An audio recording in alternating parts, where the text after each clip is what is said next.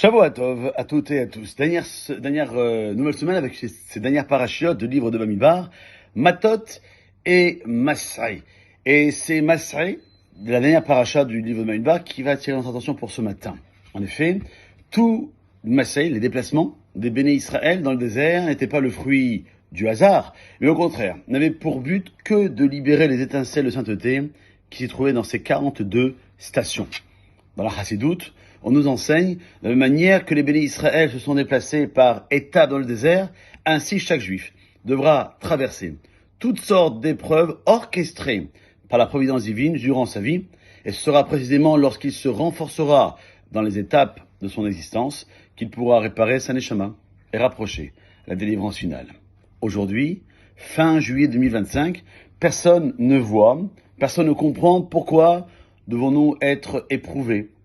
Cependant, lorsque viendra le Mashiach Bimera, très rapidement, Merat Hashem, chacun s'apercevra que ce sont les épreuves que chacun d'entre nous a surmontées qui ont purifié notre âme et qui ont amené la délivrance. Néanmoins, malgré cet exil, lorsque arrive Shabbat, chaque juif a le mérite de voir, de comprendre que tout ce qui lui arrive est orchestré par Akadosh Baruch Hu, par le Maître du monde, afin d'arranger son âme et de rapprocher la délivrance. C'est pourquoi on dit dans le Tehillim de Shabbat, Mizmor, Shir Yom Shabbat, Tov Leodot Lachem, qu'il est bien de remercier Hachem.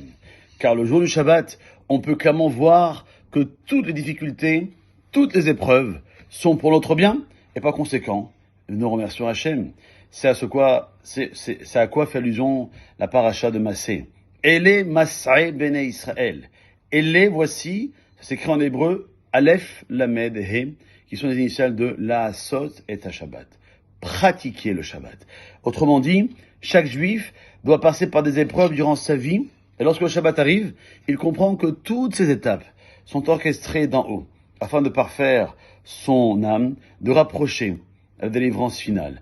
Ainsi, les déplacements des béné Israël dans le désert étaient ainsi orchestrés depuis là-haut pour récupérer ces étincelles de Kedusha, de sainteté, qui se trouvaient précisément dans ces endroits-là, et de pouvoir, donner une valeur qui est autre chose qu'une station où on s'est arrêté pendant un jour ou plus, et de repartir. C'est donner une empreinte. Et l'empreinte du juif, elle s'appelle la Kedusha.